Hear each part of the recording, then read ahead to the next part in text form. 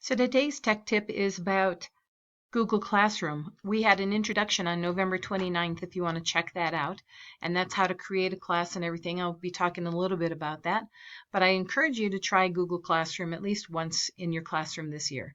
So if you go to the Apps Launcher after you've logged in and you just scroll down until you find Classroom. If you can't find it, you can just type in classroom.google.com. So these are the classes that I'm part of. But what you can do is just add a new class. The first tip that I have, though, is to make sure that you keep a consistent naming convention. So maybe you want the year and the class that it is. You can add a section and you can add a subject, but the naming will make it much easier for you to find your classes as you add these. Now remember that you can always add more classes for your class. If you teach an elementary class and you want to have 3 reading groups or 3 math groups or how many ever, you can create those. So we can just say group A. And then I'm going ahead and create that class. So you can add your students here and invite your students, but you don't need to, and I'm going to show you how to do that here in just a little bit. This is the class code, and I'm going to actually log in as a student here in a little bit and get these assignments. So most of the places where you want to work is on your stream. So the next tip that I have is you can create some templates. I'm going to create an assignment. And so I created this assignment for 3rd grade, and it was called Space.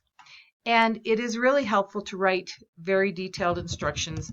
And the reason, that is my tip number 4, it's very detailed instructions because this can actually serve as your absence record. So if you have students that are absent, you don't have to go through a file cabinet and find their worksheets or whatever. You can find the assignments right here if you've got the detailed instructions. So if they're sick, they can just check that at home. They can get their instructions and they can do the assignments at home. So I can assign this, but now what I'd like to do is add a link to here. So I'm going to click on the link. Actually, no, I'm not going to do that. I'm going to click a template that I created. So I'm going to go to my drive and I'm going to find the template called Space. So I'm going to add that to my assignment. Now here is the important part. This is my tip number 2. If you want them, they can view the file and then they could have the model for their own, or you can come down here and you can have them edit the file. However, that just means that each student will be able to edit that same document. Or what I like the best is make a copy for each student. So if you put in here, make a copy for each student, there you go, and now you've got that assignment.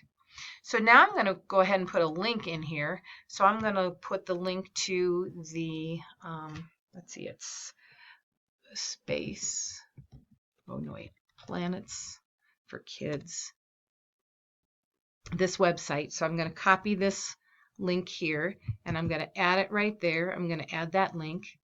And then lastly, I'm going to go ahead and put another Google Doc in here because once the kids are finished, here's some things that they can do while they're waiting. So let me see if I can find my drive.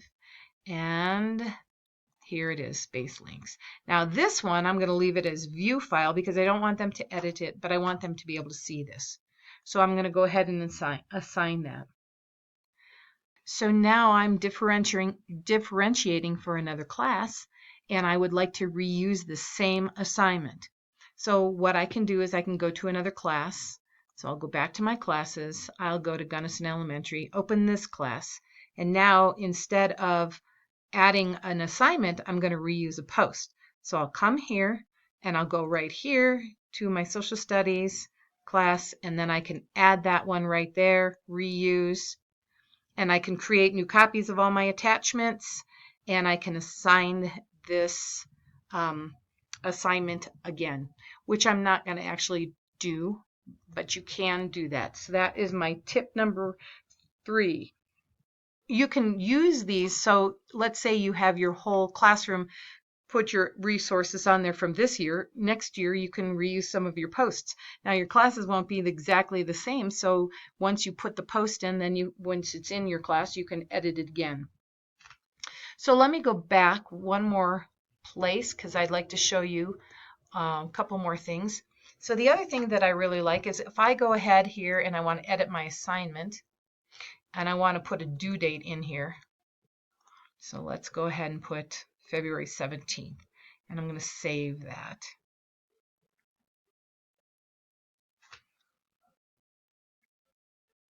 And it's taken a few minutes for it to save. What this does is it will also create a your calendar. So you can also look at your calendar. Well, that's actually your assignments. Let me go back to my calendar, sorry. So if I come here to About, I can click right here and open in Google Calendar. And along with all the other calendars that I have, you'll see that it created a 7th hour social studies assignment page. And so there it is, there's my assignment. The last thing that I do want to show you though is a lot of people don't like this feature, but it actually helps organize everything. But when students turn things in from your classroom, it automatically organizes it. So it creates a folder. You don't have to do this. And then all of my classes are here. And then if I open this, there's my space.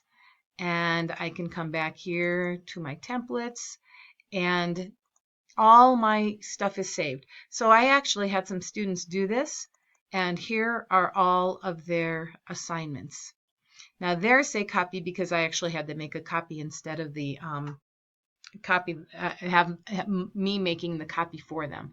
But all of their assignments are in that folder, and so it doesn't glut up your drive with a bunch of extra stuff. They're very easy to find. You can find them in your drive.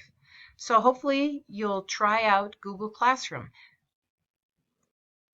So I lied a little bit. I would like to show you one more thing. Two more things. You can select a theme for your class, which is kind of fun.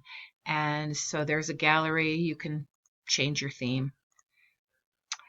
But lastly, I want to show you what it looks like on the student side. So if I go to the student side, now I'm logged in as a student. I'm going to go ahead and go to the apps launcher, find Classroom. And so now I'm not joined with that class. So here, I'm going to click here and I'm going to enter my class code to join. And I copied it down. You can write this on the board. It was in your About area. So there we go. That way you don't have to invite students. So here I am in my social studies group. And then when I open my assignment, you can see that I would have my description, my instructions. So I would first tell them that they need to open this Google Doc. So if I open this Google Doc, you'll see that it's already named it for me. And so now when I'm finished with it, then I can go ahead and turn it in to my class. So that's the student side of Classroom.